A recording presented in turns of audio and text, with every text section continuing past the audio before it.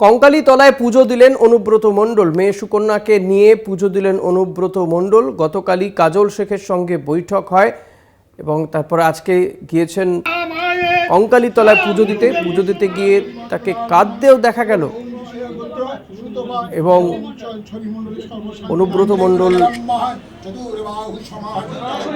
Jail থেকে ছাড়া পাওয়ার পরে তিনি বীরভূমে বাড়িতে যান। সেদিনকেও তাকে বাড়িতে ফিরে কাঁদতে দেখা গিয়েছিল, কিন্তু সেদিন দলের নেতা কর্মীদের সঙ্গে সাক্ষাৎ না করলেও পরবর্তীতে তিনি তৃণমূল পার্টি অফিসে যান। আজকে তিনি কঙ্কালী তলায় গিয়ে পুজো দিলেন। মনা বীরবংশী রয়েছেন। মনা, অনুব্রত মণ্ডল তিনি কঙ্কালী তলায় গিয়ে পুজো দিলেন, তারপরে কিছু জানালেন?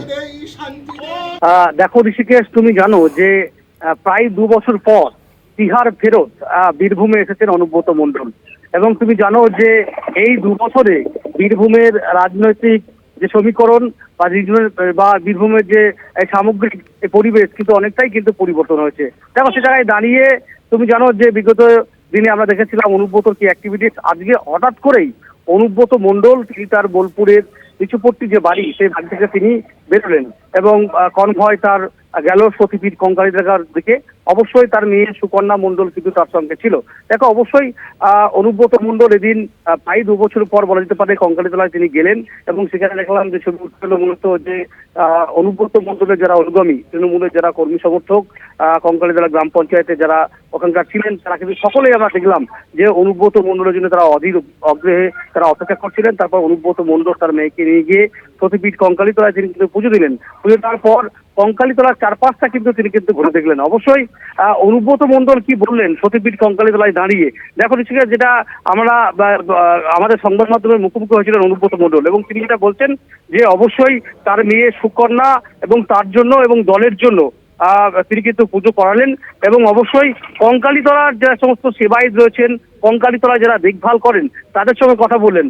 কি কি কাজ বাকি আছে, কি কি কাজ হয়েছে, এই সামগ্রিক বিষয় নিয়ে আবার নতুন করে তিনি প্রতিশ্রুতি দিলেন।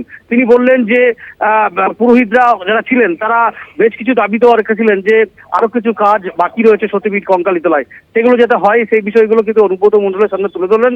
এবং সঙ্গে সঙ্গে অনুব্রত মণ্ডল কিন্তু প্রতিশ্রুতি দিলেন যে সামনেই বড় উৎসব দুর্গাপুজো কালী পুজো কাটার পর কিন্তু এই সামগ্রিক বিষয় যে সমস্ত কাজগুলো বাকি রয়েছে সেই কাজগুলো তিনি নাকি করে দেবেন।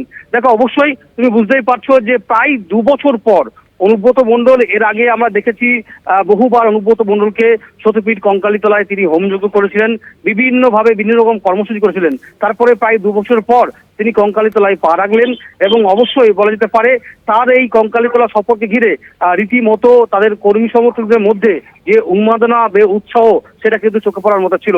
এবং অনুব্রত মণ্ডল তিনি আবেগপ্রবণ হয়ে গেলেন। তিনি সতীপীঠ কঙ্কালী তলার মন্দিরে গিয়ে যখন পুজো করাচ্ছিলেন, তখন দেখলাম অনুব্রত মণ্ডল তিনি কিন্তু আরো একবার তিনি কিন্তু মন্দিরের যে গর্ভগৃহ, সতীপীঠ কঙ্কালী তলার যে গর্ভগৃহ, সেই মন্দিরেই তিনি কিন্তু কেঁদে ফেললেন। সব মিলিয়ে দেখো, অবশ্যই অনুব্রত তিনি গেলেন, পুজো করালেন, এবং অবশ্যই বলা যেতে পারে যে তার এই সফরকে ঘিরে রীতিমতো কিন্তু যারা অনুগামী তারা কিন্তু উচ্ছ্বসিত ছিল, এমনই চিত্র উঠে আসে, সেটা বলা যেতে পারে।